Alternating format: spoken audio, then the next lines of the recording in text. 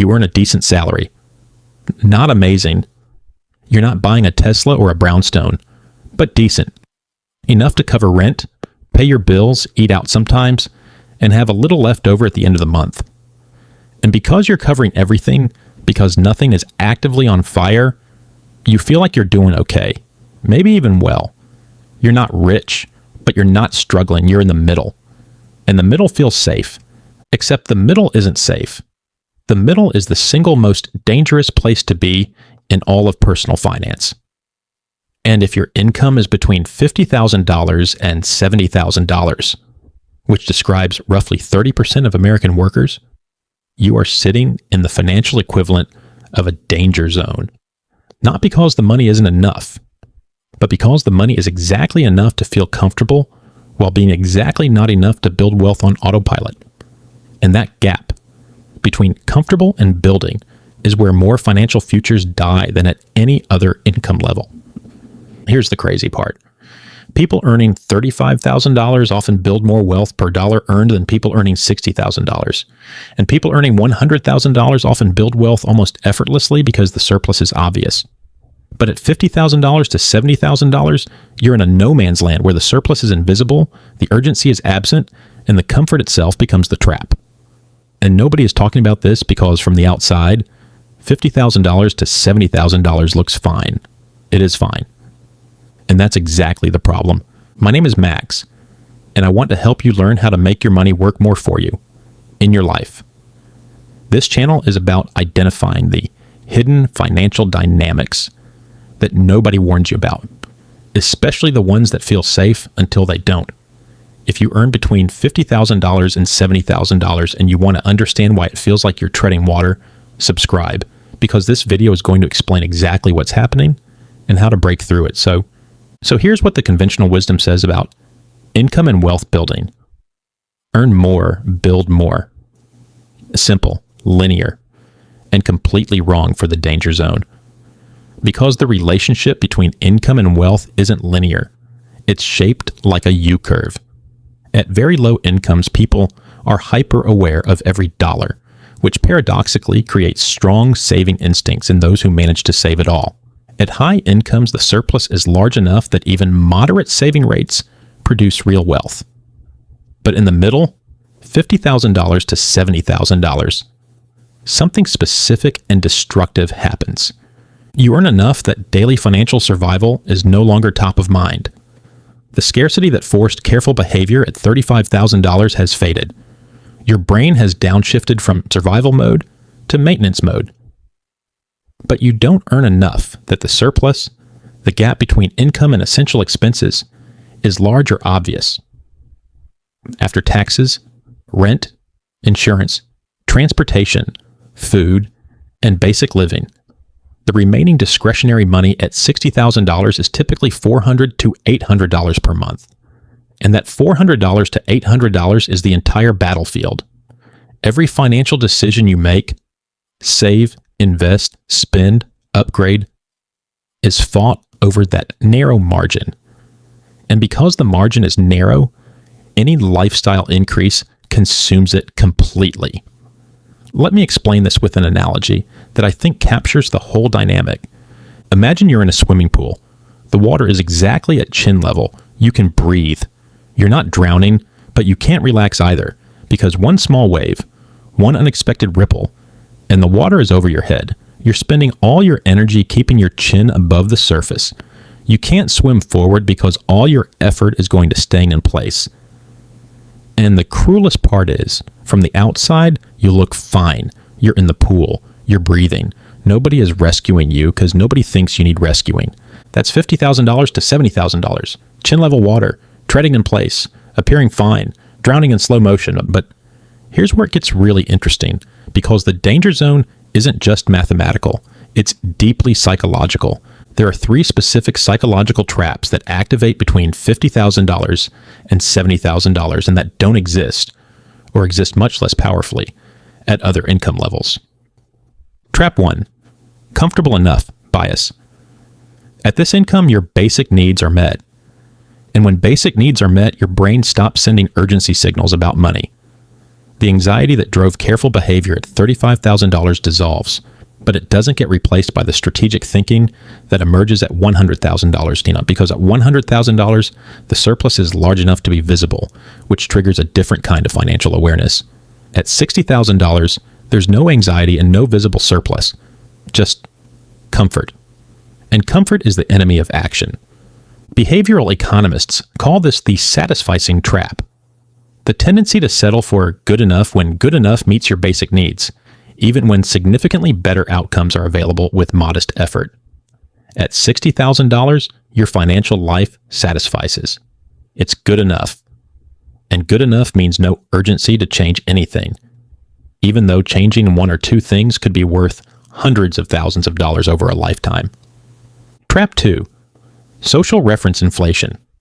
Between $50,000 and $70,000, your social circle typically includes people earning similar amounts, and people earning more, you see their lifestyles, and because their lifestyles look achievable on your income, not wildly out of reach, just slightly above, you stretch. The apartment that's $200 more per month, the car that's one tier up, the dining habit that matches your friend group. Each stretch is individually small and socially rational, but collectively, they consume the entire surplus. Research from the Federal Reserve Bank of Philadelphia found that people's spending is more strongly influenced by the spending of their peers than by their own income growth. In the $50,000 to $70,000 range, where your peers are likely stretching too, the social pressure creates a synchronized lifestyle inflation that nobody can see because everyone is doing it. Trap 3. The next raise illusion. At $60,000, the next raise, maybe 3 to 5%, or $1,800 to $3,000 per year, feels like it will be the thing that finally creates margin. Once I'm at $65,000, I'll start investing. But when $65,000 arrives, lifestyle has already expanded to consume it. The next raise was already spent before it arrived. Not on any single purchase, but on the cumulative drift of expectations that rose in anticipation of more money. This is a well-documented phenomenon called anticipated income adaptation. Your spending adjusts upward in anticipation of income increases, meaning the increase never generates surplus. Here's how sneaky this is.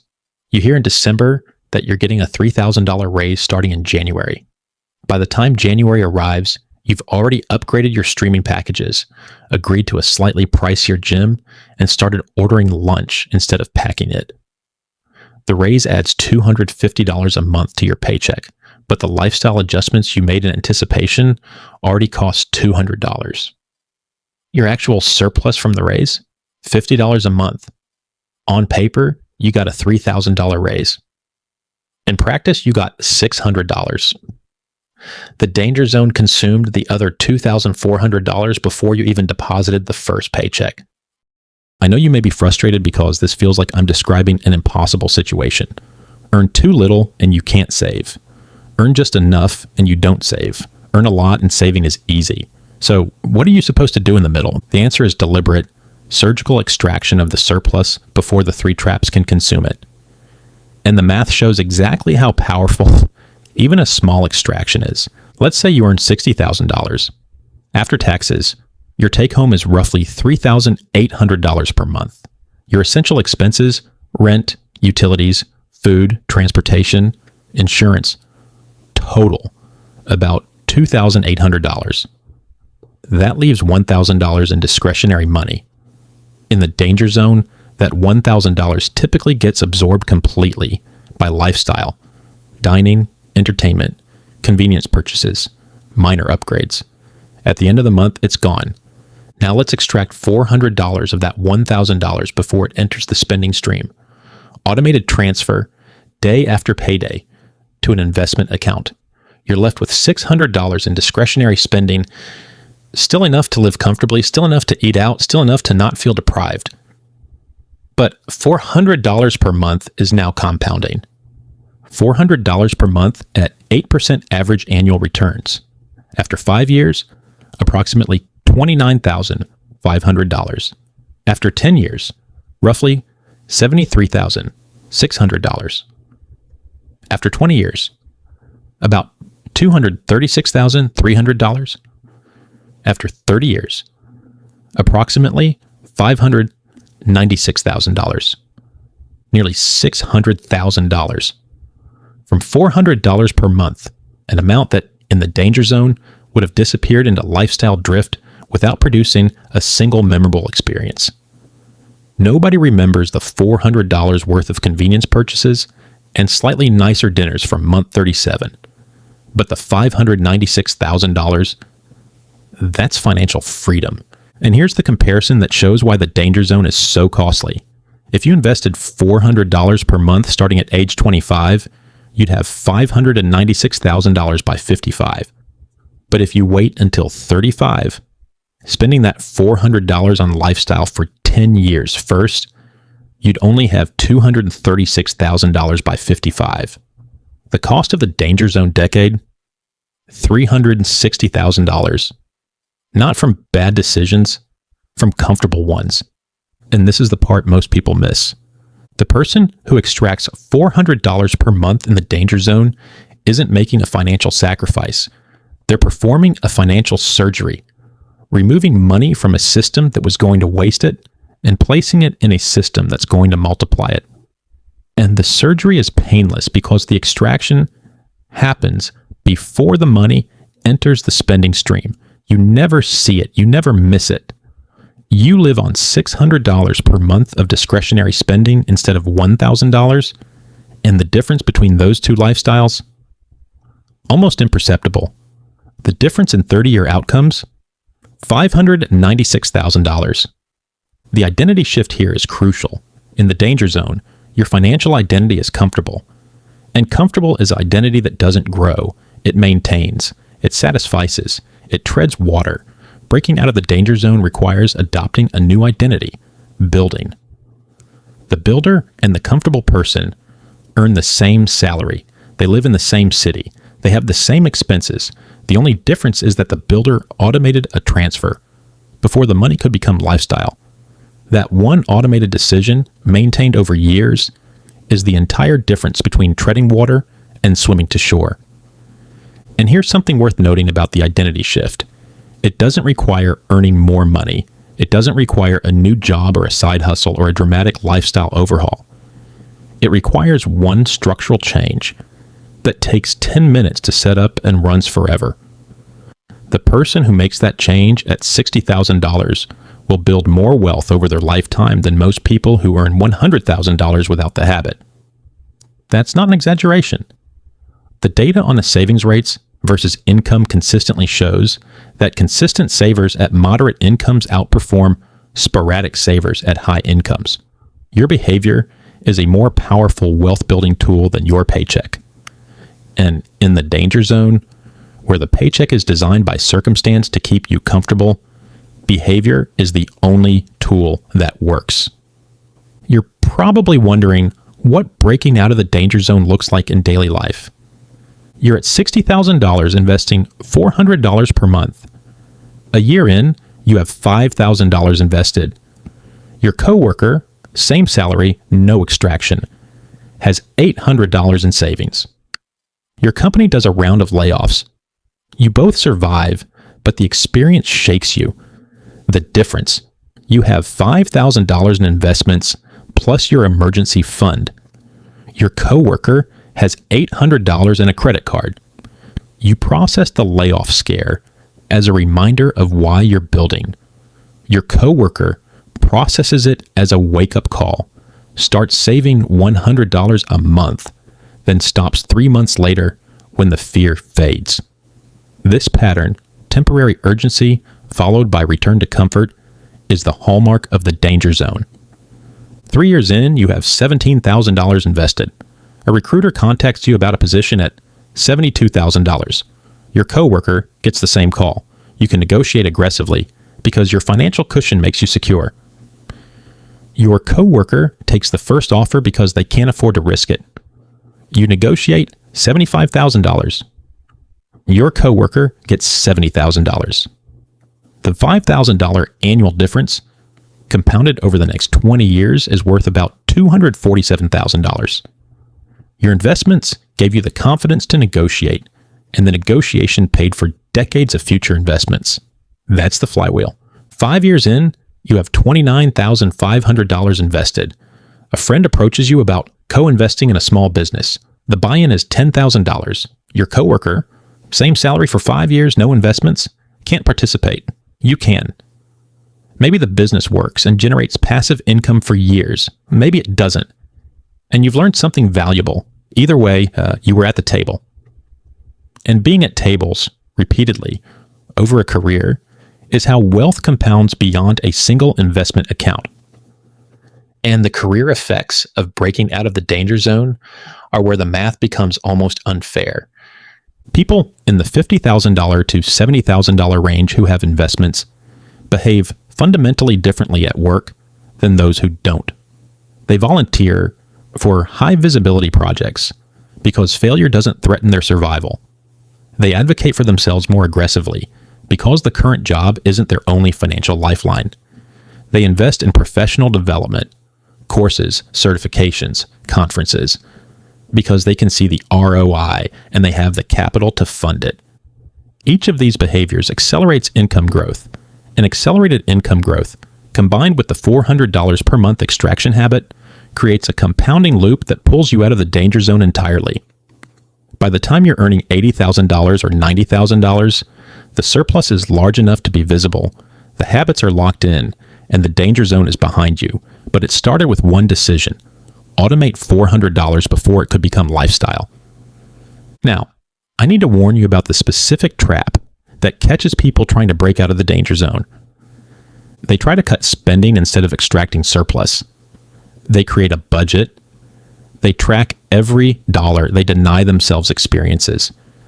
And within 3 months, willpower fatigue sets in, and they're back to baseline.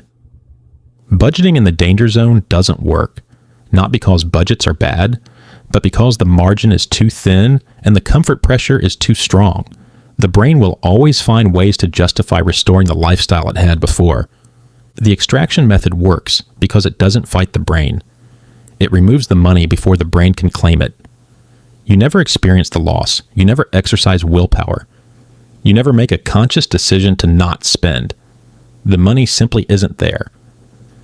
And your brain adjusts to the lower discretionary balance within 2 to 3 weeks, seamlessly, without resistance, without deprivation. That's not sacrifice, that's architecture. You're redesigning the system so the optimal behavior is the default behavior, and default behaviors persist in a way that willpower-dependent behaviors never can. So here's what I want you to hold on to. If you earn between $50,000 and $70,000, you are in the danger zone. Not because your income is bad, it's not, but because your income is precisely calibrated to create comfort without creating wealth. The water is at chin level. You can breathe, but you can't swim. And the 3 traps, comfortable enough bias, social reference inflation, and the next raise illusion, are working together to keep you treading in place indefinitely. But the exit is simple, not easy, simple. $400 per month automated before it enters your spending stream. That's $13 per day, the cost of 2 coffees and a sandwich, invisible to your lifestyle. Worth $596,000 in 30 years. The danger zone has only one exit: the automated extraction that your comfort will never choose voluntarily. So don't choose it voluntarily, automate it. Let the system override the comfort and swim. Because the only thing worse than being in the danger zone is being in it for 30 years and not knowing it. Now you know. And now the exit is right in front of you. Take it.